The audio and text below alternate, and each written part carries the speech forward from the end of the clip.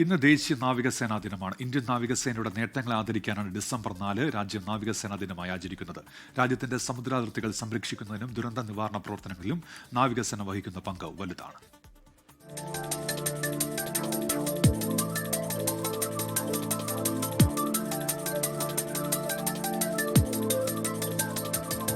INS വിക്രമാദിത്യയും INS വിക്രാന്തുമടക്കം 2 വിമാനവാഹിനികൾ, 20 മുങ്ങിക്കപ്പലുകൾ, മൊത്തം 293 കപ്പലുകൾ, പോർവിമാനങ്ങളും patrol വിമാനങ്ങളുമടക്കം 300-ലേറെ വിമാനങ്ങൾ, അത്യാധുനിക യുദ്ധോപകരണങ്ങൾ, വിദഗ്ധ പരിശീലനം നേടിയ റിസർവ് സൈനികരടക്കം 1.25 ലക്ഷത്തോളം വരുന്ന സേനാബലം.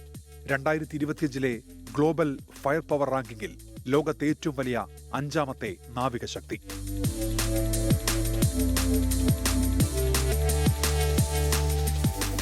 ഈസ്റ്റ് ഇന്ത്യ കമ്പനിയാണ് ഇന്ത്യൻ നാവികസേനയ്ക്ക് തുടക്കമിട്ടതെങ്കിലും 1932-ൽ ബ്രിട്ടീഷ് ഭരണത്തിന് കീഴിലാണ് റോയൽ ഇന്ത്യൻ നേവി സ്ഥാപിതമായത്. സ്വാതന്ത്ര്യാനന്തരം പേര് ഇന്ത്യൻ നാവികസേന എന്നാക്കി.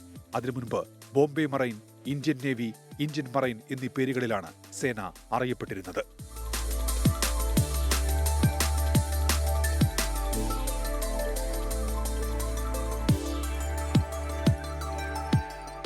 ആയിരത്തി 1971-ലെ ബംഗ്ലാദേശ് വിമോചന യുദ്ധത്തിന്റെ ഭാഗമായി പാകിസ്ഥാനിലെ കറാച്ചി തുറമുഖത്ത് ഇന്ത്യൻ നാവികസേന നടത്തിയ ഓപ്പറേഷൻ ട്രൈഡന്റ് എന്ന ആക്രമണത്തിന്റെ ഓർമ്മയ്ക്കായാണ് ഈ ദിവസം നാവികസേനാ ദിനമായി ആചരിക്കുന്നത്.